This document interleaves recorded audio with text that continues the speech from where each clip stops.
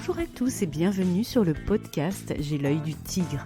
Je suis Claire, la muséographe et scénographe de Fun in Museum. Mon métier, c'est d'aider les musées, les équipements touristiques et tous les professionnels du patrimoine à trouver des solutions pour booster, rendre waouh l'expérience de leurs visiteurs.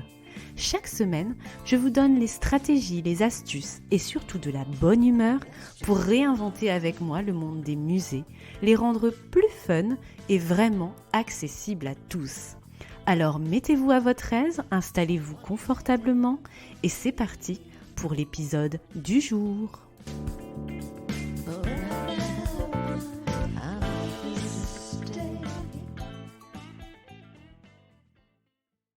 Mi-décembre, J'ai l'œil du tigre aura 1 an déjà. J'aurai réussi mon challenge fou, vous proposer un épisode chaque mardi, y compris pendant les vacances et face à un calendrier professionnel bien chargé. Si j'ai tenu bon, c'est en grande partie grâce à votre soutien et à vos commentaires enthousiastes depuis le lancement, avec une audience de milliers d'écoutes qui a atteint rapidement les 5 chiffres. Franchement, je n'y crois pas. Pour fêter cet anniversaire, j'ai envie de vous proposer un épisode numéro 53 exceptionnel où je partage mon micro avec vous tous, avec toi qui m'écoutes. Si tu veux participer à ce podcast anniversaire collaboratif, celui du 14 décembre 2021, juste avant les vacances de Noël, c'est très simple et ça ne te prendra que quelques minutes. Écoute-moi bien. Enregistre-toi avec ton téléphone et après avoir donné ton prénom et dit ce que tu fais dans la vie, livre-moi en 2-3 minutes, top chrono, un rêve, un conseil, une astuce pour que les musées soient plus fun et plus accessibles. C'est un peu comme ta lettre au Père Noël pour faire avancer le secteur ou ta propre institution. Ensuite, envoie-moi ton fichier audio en message privé sur Instagram ou sur WhatsApp ou par mail. Et je m'occupe de valoriser ta contribution avec celle des autres participants dans un épisode à multiples voix. Car J'ai l'œil du tigre, ce n'est pas seulement mon podcast, c'est aussi le vôtre, le tien, celui de tous les acteurs des musées, du patrimoine et du tourisme passionnés, étudiants ou dans la vie active. Toutes les infos sont dans la description de cet épisode. Je compte sur toi pour souffler la bougie avec moi de J'ai l'œil du tigre 1 an. À tout de suite. Bonjour et bienvenue dans ce dernier épisode qui clôt cette première année de podcast avant l'épisode anniversaire de la semaine prochaine. 52 semaines que je passe avec vous depuis décembre 2020, vacances et rush professionnel compris. Le podcast est une activité que je fais en plus de mon activité de consultante en muséographie et scénographie qui s'est poursuivie entre guillemets comme d'habitude depuis la pandémie. La création de ce podcast n'a rien à voir avec un arrêt ou un ralentissement d'activité comme on pourrait le penser dans ce contexte où le secteur culturel a été perturbé. J'ai avant tout créé ce podcast pour apporter de la valeur autrement à tous les professionnels du patrimoine, des musées et du tourisme en activité ou en formation, en plus de mon activité actuelle. Et j'ai inscrit cette création de contenu dans mon planning de travail, quelles que soient les circonstances, et ça n'a pas toujours été facile avec la même quantité de projets d'expo à mener que les années précédentes. Mais j'ai tenu bon pour être régulière et chaque mardi au rendez-vous pour vous retrouver toujours plus nombreux chaque semaine. Je suis partie de rien, pour être tout à fait sincère, sans aucune aide particulière. Je n'avais jamais enregistré de podcast avant. J'étais juste une consommatrice de podcasts au sujet divers. J'ai appris à faire du montage, à m'enregistrer et à interviewer des invités. Et je me suis formée pour ça, à appréhender ma voix aussi que j'ai découverte. Un podcast, c'est beaucoup de travail et de contenu, je ne sais pas si vous l'imaginez, entre les recherches sur un thème, l'écriture d'un script, l'enregistrement, le montage de l'épisode, sa mise en ligne et sa promotion sur les réseaux sociaux, avec des tips complémentaires en visuel, notamment sur mon compte Instagram, @fun-in-museum, avec chaque semaine un nouveau thème qui structure ma ligne éditoriale et ma stratégie de contenu auprès de mon audience dont vous faites partie. Donc c'est toute une stratégie globale, un travail de fond, à la fois avec le podcast, mais aussi sur les réseaux sociaux, avec Instagram, où vous pouvez retrouver la partie visuelle de cette aventure. Lien bien sûr en description de l'épisode si vous n'êtes pas encore abonné. Pour être sincère avec vous, dans cet épisode un peu backstage et résumé, je suis clairement sortie de ma zone de confort cette année avec ce podcast pour produire des contenus de valeur, créatifs, techniques et concrets. Sachez que j'ai essayé de vous apporter un maximum à travers ce format d'accompagnement gratuit en qualité d'entrepreneur. C'est un vrai choix d'entreprise que j'ai fait avec J'ai l'œil du tigre en mode expérimentation et innovation chez Fun in Museum donc, pour créer ce premier podcast en muséographie et scénographie. Si vous écoutez les tout premiers épisodes et les derniers, je pense que vous pourrez y voir ma progression sur ce média, car j'ai appris en allant, non pas en cherchant la perfection, mais en osant, en me lançant et en passant à l'action, tout en progressant au fil des épisodes à vos côtés. Pour cet épisode 52, je vous ai rassemblé le best-of the best avec 5 conseils et 5 punchlines à retenir sur tous les épisodes produits pendant cette première année d'aventure. 17h30 exactement, tout pile d'enregistrement audio depuis le premier épisode le 11 décembre 2020. Ce top 10 astuces et punchlines est une sorte de petite checklist, j'ai l'œil du tigre, qui peut vous permettre de visualiser aussi tout ce dont vous avez appris avec ce podcast ou redécouvert si vous êtes une auditrice et un auditeur assidu et qui n'a manqué aucun épisode à chaque petit-déj. Et pour les auditrices et auditeurs plus occasionnels, eh bien cet épisode est un raccourci qui vous donnera peut-être l'occasion d'écouter les podcasts en attente et à venir. Trêve de blabla, voici le best-of de cette année 1 du podcast, c'est parti. Pour commencer donc les punchlines. Première punchline à retenir, c'est une exposition n'est pas un livre sur panneau. Je pense vous avoir répété cette phrase ici et sur les réseaux sociaux un nombre incalculable de fois, mais dans le doute, je réitère. Une exposition raconte une histoire avec une expérience à vivre pour un ou plusieurs destinataires que sont vos publics cibles, que j'appelle aussi visiteur idéal dans l'épisode numéro 13 avec notre ami Kevin. Donc, à chaque fois que vous imaginez une exposition ou un outil de médiation, de communication, etc., mettez-vous dans les baskets de votre visiteur idéal et imaginez ses besoins en termes d'apprentissage et d'expérience dans une exposition. Imaginez votre exposition toujours pour lui et pas uniquement pour vous. Bref, fuyez le syndrome de l'expert dont je vous parle d'ailleurs en épisode 3. Deuxième punchline à retenir, le numérique n'est pas, entre guillemets toujours, une innovation. Comme je vous l'explique, épisode 5 avec la mini-série sur le numérique, mais aussi dans le podcast numéro 41. Souvenez-vous, je vous rappelais les 3 mythes sur le numérique au service du patrimoine et des musées, où je faisais le constat que souvent, on axe trop la réflexion sur un média numérique, sur la technologie, plutôt que sur la qualité de l'expérience utilisateur globale, sur le fond, les messages, etc., et la forme, narration, storytelling, médiation, et les technologies aussi, la mise en accessibilité, etc., qui permet ou pas d'être un média waouh. Troisième punchline de J'ai l'œil du tigre, année 1, c'est que la tendance des expositions immersives ne date pas d'aujourd'hui.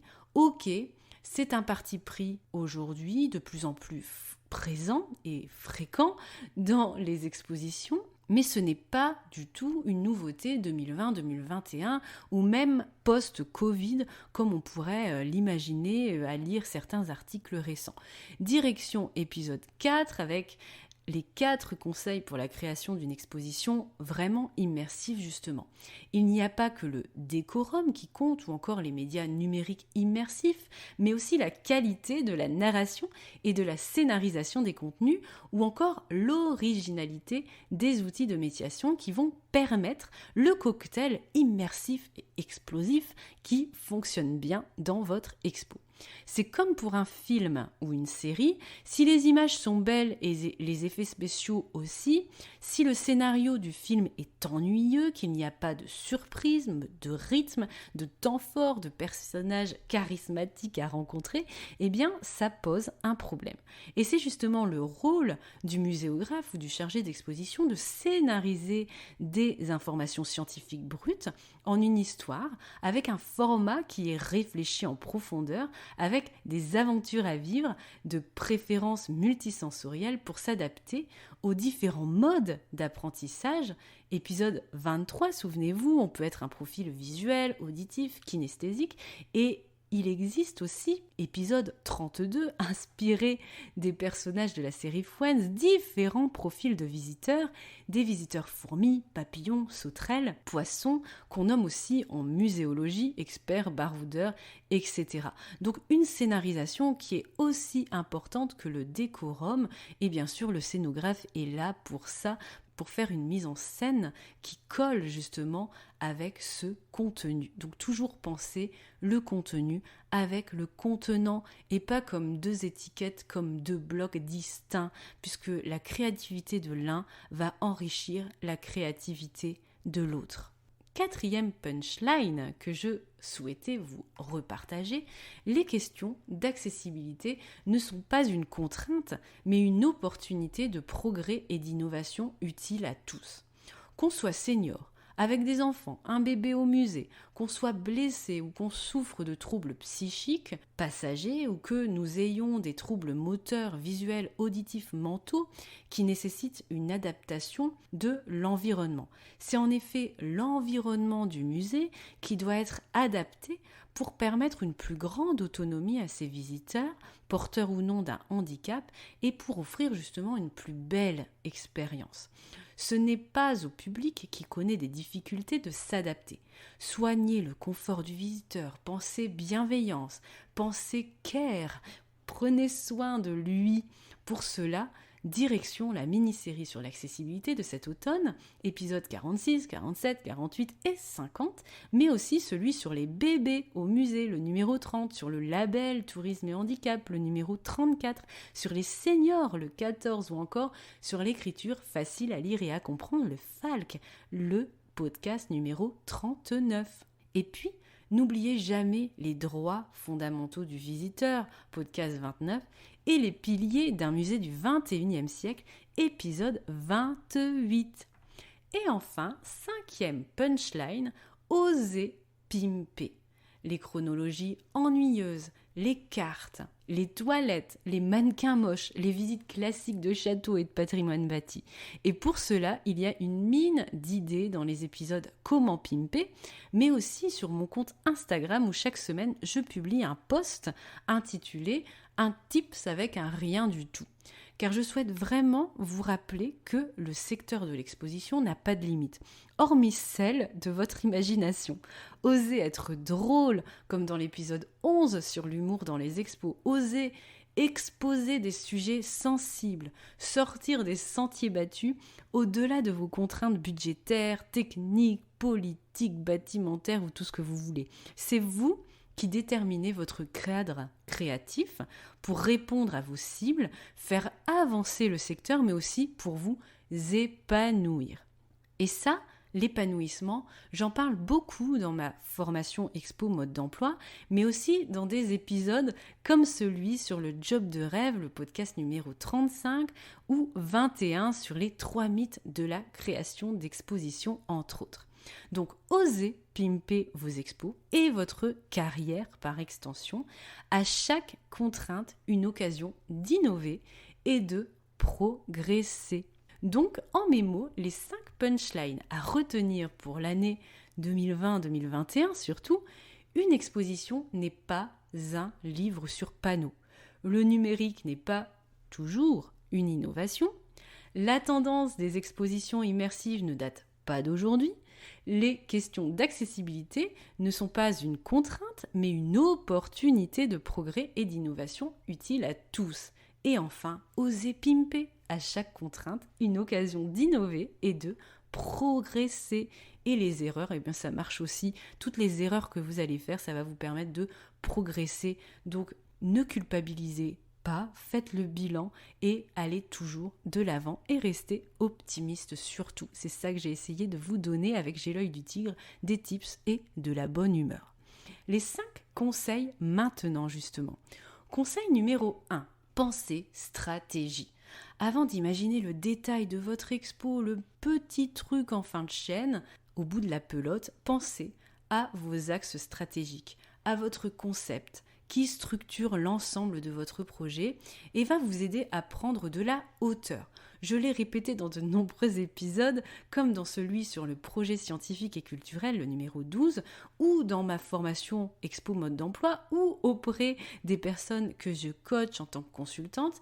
Posez toujours un cadre stratégique à chaque projet, sinon vous risquez de vous éparpiller ou pire, de vous perdre dans les détails avant de penser à vos objectifs en premier lieu. Donc pensez stratégie. Deuxième conseil, pensez méthode. Vous avez beaucoup d'épisodes où je vous explique comment avancer pas à pas en 4, 6, 10 étapes pour rédiger des textes, vous lancer dans une stratégie de développement durable, de rénovation d'exposition, etc. C'est souvent le défaut que je remarque dans beaucoup de projets en tant que consultante, la difficulté d'avancer pas à pas avec des objectifs progressifs, un plan d'action clair et précis. En 2022, j'essaierai de vous donner davantage de clés méthodologiques dans une nouvelle catégorie dédiée du podcast. Donc bref, faites un diagnostic, faites un plan d'action, posez un concept et ensuite déroulez la pelote de laine au fur et à mesure et pas à pas dans un calendrier, à un budget et des intervenants bien cadrés. Conseil numéro 3, pensez formation. Pour être créatif et épanoui dans son travail et dans son équipement, il faut acquérir de l'énergie nouvelle, entretenir sa créativité, ouvrir ses chakras et cela, ça passe par la formation, la veille, la curiosité. N'attendez pas de galérer, de bidouiller pendant des années, d'avoir un job pour vous former et acquérir des compétences dans tel ou tel domaine. Fixez-vous, par exemple, à minima, un axe de progrès avec une formation par an à réaliser dans le domaine de votre choix. Dans l'idéal, une formation côté perso et une formation côté pro. Conseil numéro 4, pensez inspiration. Dans les podcasts, je vous parle d'exemples concrets, de carnets d'inspiration, de parcours inspirants, avec les invités que j'ai eu le plaisir de recevoir. À chaque projet, allez toujours vous inspirer, formez une boîte à idées et voyez comment vous pouvez l'utiliser au service de votre projet. L'objectif, c'est pas d'accumuler en fait plein d'idées, c'est de savoir en fait comment vous pouvez les utiliser pour votre projet, pour votre structure en fonction de vos contraintes, de vos objectifs et aussi de vos envies, de vos rêves, votre plan de carrière aussi. Conseil numéro 5 enfin pour finir, pensez toujours bienveillance et respect. En 15 ans de carrière et aussi en 1 an de podcast, j'ai croisé beaucoup d'arrogance et d'irrespect dans ce secteur. C'est ce que je vous explique dans les séries BDF, bottage de fesses ou boost de folie pour ceux qui préfèrent la manière douce. Je suis convaincue que l'entraide et la bienveillance est la clé pour notre secteur. Donner, respecter et pensez à l'autre toujours, quelles que soient vos contraintes, vos frustrations, vos difficultés. Lorsque je vois que certaines personnes parlent de guerre, font preuve d'agressivité, d'hypocrisie, de jalousie, de sabotage parfois, dans notre secteur, avec des montées d'ego qui n'ont pas lieu d'être, je suis toujours assez bouche bée avec ce type de manifestation qui dépasse, selon moi, l'entendement. Nous faisons tous de notre mieux avec nos compétences, notre parcours, qui font, je pense, la richesse, notre richesse propre à chacun, mais aussi la richesse du secteur. Nous ne sauvons pas des vies à dernière nouvelle et il est essentiel de collaborer et de se soutenir ensemble avec sincérité, transparence et bienveillance. C'est en tous les cas ce que je souhaite et vous souhaite dans ce secteur prisé qu'est la culture, la muséographie, la scénographie, la médiation. Le patrimoine, le tourisme, ce sont les valeurs de J'ai l'œil du tigre, de Fun in Museum et les miennes sur le plan professionnel et plus personnel aussi. Mais je pense que vous vous en êtes largement rendu compte dans ce podcast, mais aussi dans tous les contenus que je propose sur les réseaux sociaux et dans mes dossiers quand je vous suis en tant que consultante en muséocéno, si on a eu la chance de travailler ensemble. Et c'est avec ces doux mots que je clôt le dernier épisode de cette année, de J'ai l'œil du tigre. Pensez stratégie, pensez méthode, pensez formation, pensez inspiration et pensez bienveillance et respect avec sincérité et transparence. Je vous souhaite une belle matinée, après-midi, soirée, où que vous soyez, et à la semaine prochaine pour l'épisode anniversaire auquel vous participez peut-être avec votre contribution audio pour un musée plus fun et plus accessible. À la semaine prochaine pour donc le dernier épisode 2021, avant de nouvelles aventures pour cette nouvelle année du podcast et pour 2022. À bientôt!